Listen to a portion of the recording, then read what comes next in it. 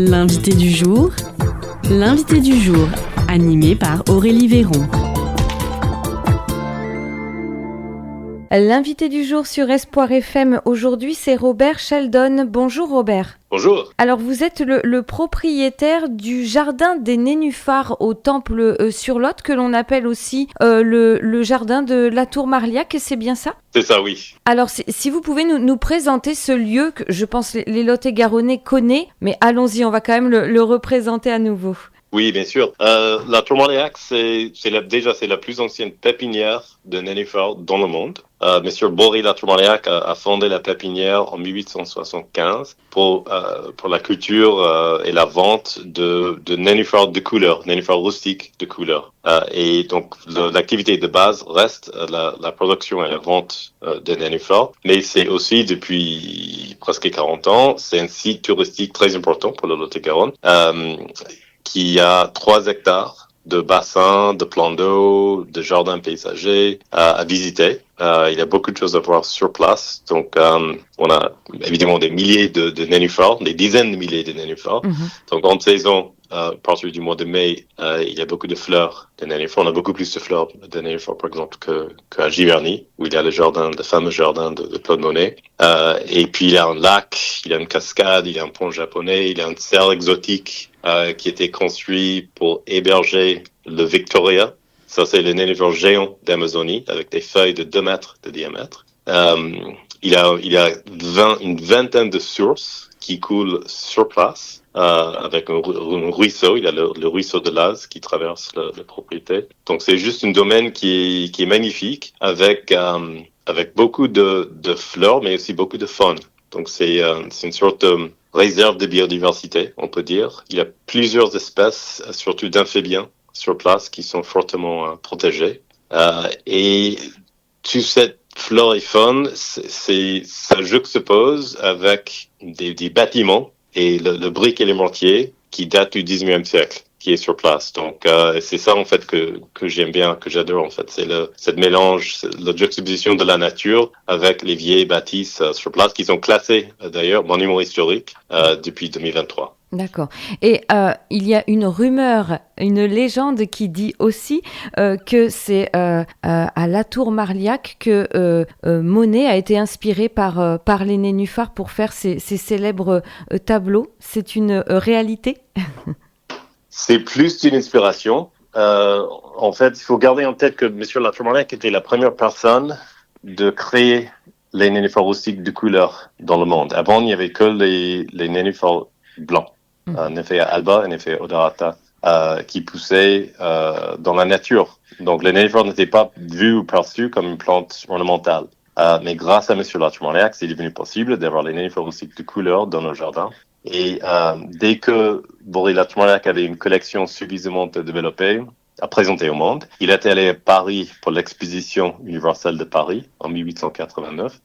Et il a exposé une quinzaine de variétés qu'il avait. Et on sait que Claude Monet était sur place pendant cette exposition, dans le pavillon des artistes. Donc c'est là où Monet aurait découvert l'existence de ces plantes magnifiques qui étaient vues à l'époque comme une innovation scientifique. Il n'y avait pas de nénuphars de couleur avant. Donc, mais Monet, à l'époque, n'avait pas encore construit son jardin d'eau à Giverny, parce qu'il était locataire de la maison. 3 ans plus tard, il est devenu propriétaire grâce à la vente de ses tableaux aux États-Unis. Et il a commencé à construire son jardin d'eau. 1894, il termine la construction de son étang et il passe commande à la Tour Marliac pour beaucoup de nénuphars, mais aussi d'autres plantes aquatiques et aussi des lotus. Et ça, c'est juste le début de l'histoire. Donc là, voilà, la Tour Marliac était le fournisseur des nénuphars de couleur qu'on voit dans les tableaux de Monet. Mais pourquoi est-ce qu'on a autant de tableaux? Parce qu'il a fait plus de 200 tableaux avec les nénuphars dedans. Et ça, c'est parce que une fois les nénuphars ont commencé à se développer dans le bassin, Monet s'est rendu compte qu'il avait un paysage magnifique, mais un paysage aussi unique à lui. Parce que comme les nénuphars rustiques de couleur venaient juste d'être inventés par ce Lot-et-Garonnais, Bory La Tour Marliac, Monet était une des premières personnes dans le monde d'avoir un étang planté de façon naturelle avec les nénuphars rustiques de couleur. Ça n'existait pas avant dans la nature. Et donc là, je pense que Monet voulait vraiment en profiter de ce sujet. N'importe qui peut faire de la peinture des peupliers ou d'autres paysages. Il n'y avait que Monet à l'époque qui avait un bassin planté de nénuphars rustiques de couleur. Et c'est grâce à ça qu'on a tant de tableaux. Donc le lien entre Bory-l'Armagnac, entre le Temple-sur-Lot et le Lot-et-Garonne et les tableaux de Monet, c'est très fort. On n'aurait pas eu ces tableaux sans le travail de M. L'Armagnac à l'époque. Et c'est une histoire qui est peu connue. Et ce que j'aime bien avec cette histoire, c'est que une fois on connaît cette partie de l'histoire, on voit les tableaux qui sont parmi les plus connus dans le monde. On voit ces tableaux avec les nénuphars dedans de manière totalement différente.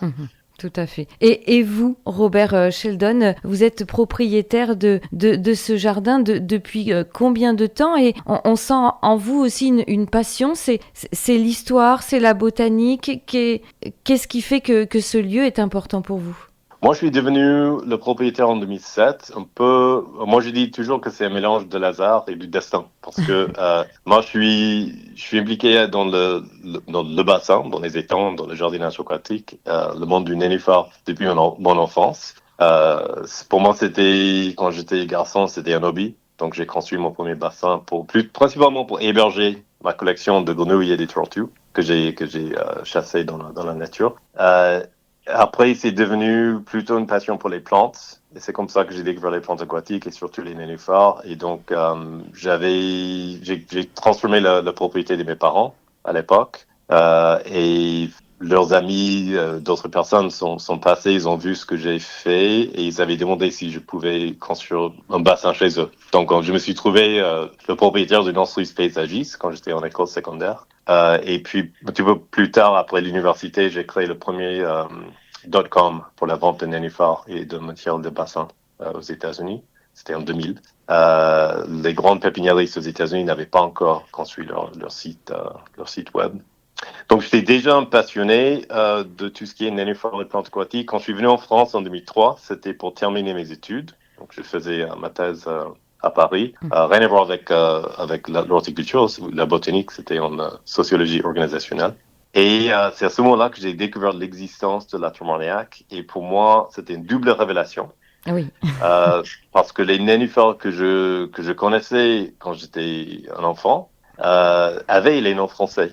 Et là, en fait, le premier nénuphar que j'avais commandé, c'était Nénuphar Marliacea rosea, un nénuphar d'une pépinière dans le Maryland, aux États-Unis. Et j'ai jamais posé la question pourquoi les nénuphars avaient les noms français aux États-Unis, la plupart. Et donc, pour moi, c'est la première révélation, c'était toute cette histoire avec, pas juste le nénuphar, mais avec le jardinage aquatique, ça a commencé au Temple-sur-Lot, grâce à cette entreprise qui existe toujours. Donc, ça, c'est la première révélation. Le deuxième, évidemment, c'était le lien direct et très important avec l'œuvre de Monet. Donc, je suis allé voir la pépinière en 2004, exprès de Paris avec 2 amis. J'étais très passionné par le lieu, sa beauté, toutes les plantes. Mais je me disais, il y a quand même de quoi faire là.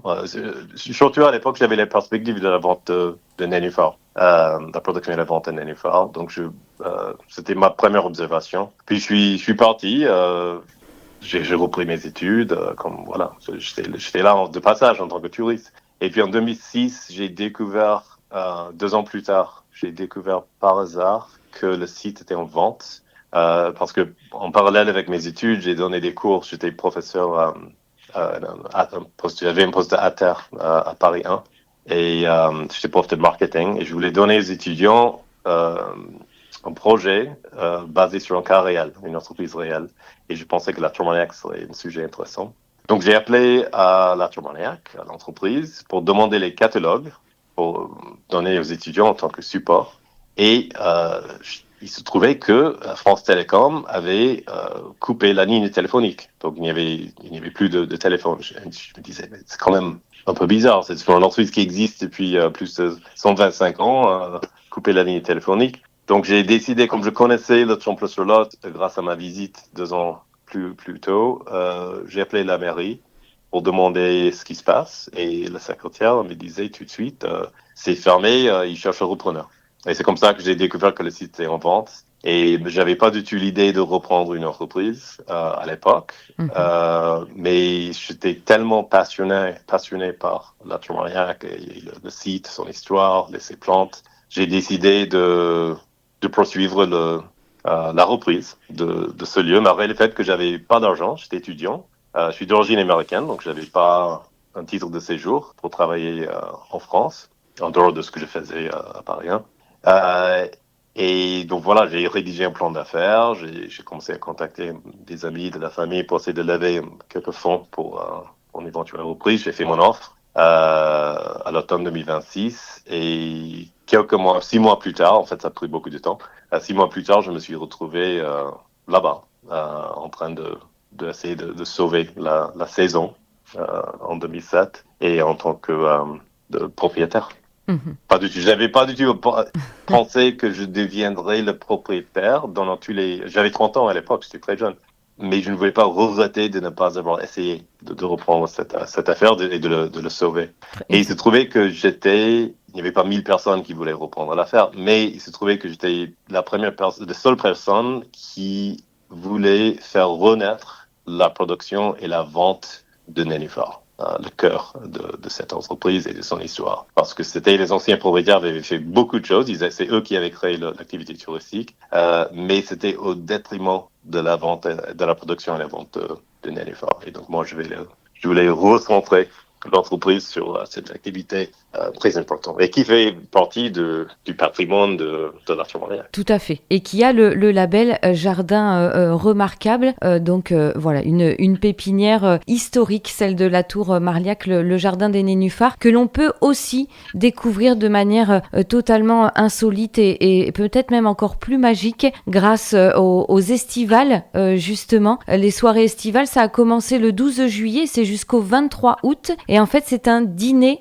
et un concert intime au milieu des nénuphars avec une visite nocturne. C'est aussi quelque chose absolument à découvrir. Je parle là à nos auditeurs, venez découvrir. Comment vous avez sélectionné les artistes qui vont se produire lors de ces concerts ? Les artistes sont... on utilise des différentes manières de sélectionner les artistes. Donc, il y a des personnes qui nous approchaient de façon spontanée pour demander si on est intéressé. Donc, on voit leur dossier. Et puis, on travaille avec Philippa Scamal. C'est une musicienne très connue dans le coin qui a un super réseau de musiciens. Donc, c'est bon entre les deux. C'est plutôt Philippa qui gère et qui joue aussi pendant les soirées, mais qui gère le recrutement des talents. Et puis, parfois, on trouve... des musiciens par d'autres pistes. Mais c'est vraiment, je voulais juste dire pour les soirées, c'est déjà possible de déjeuner sur place. J'ai créé un restaurant à la Tour Marillac en 2008, juste après la reprise, qui marche très très bien. Et donc on peut déjeuner parmi les nénuphars. C'est en terrasse, au milieu de la collection nationale de nénuphars. C'est vraiment un lieu magique. Mais le soir, ces soirées, c'est la seule occasion où on peut découvrir le lieu le soir. Et les gens ne savent pas, mais il y a les nénuphars tropicaux nocturnes. Donc, il a toute une gamme de nénuphars qui sont vraiment magiques, avec les couleurs incroyables, qui fleurissent que la nuit. Et parmi ces nénuphars, donc il y a les nénuphars un peu de taille normale, mais il y a aussi le Victoria, le nénuphar géant dont je vous ai parlé. C'est une nénuphar nocturne. Donc, ces soirées, c'est l'occasion d'avoir un super repas, de bien manger, de profiter de la musique, mais aussi de découvrir ce lieu au crépuscule et pendant la nuit. Donc, on a mis beaucoup d'éclairage dans le parc, il y a un circuit, une visite nocturne. C'est vraiment une super occasion. Donc, si on souhaite en savoir plus sur les concerts, peut-être même réserver rapidement sa place, il suffit d'aller sur le site internet de latourmarliac.com. On retrouve tous les programmes avec, en style de musique, on a autant du blues, du gospel, du classique aussi. C'est bien ça, il y a différents choix de musique. C'est assez éclectique, la musique. Donc voilà, à ne pas rater. On invite donc nos auditeurs à réserver très vite leur place à ces concerts. Donc en général, c'est le dimanche. Les horaires, c'est toujours au même horaire. C'est à partir de quelle heure ? C'est à partir de 19h30 on ouvre le portail et donc c'est possible d'explorer les jardins avant de s'installer à table et après. D'accord. Et on mange pendant le concert ou on mange puis on profite de la musique?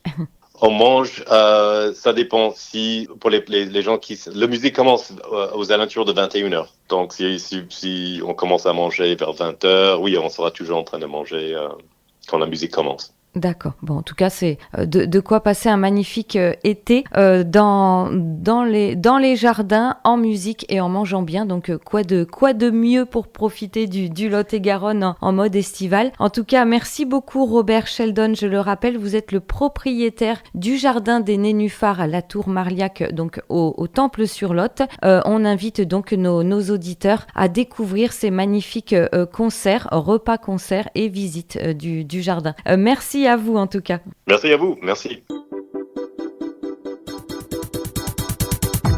C'était l'invité du jour, animé par Aurélie Véron.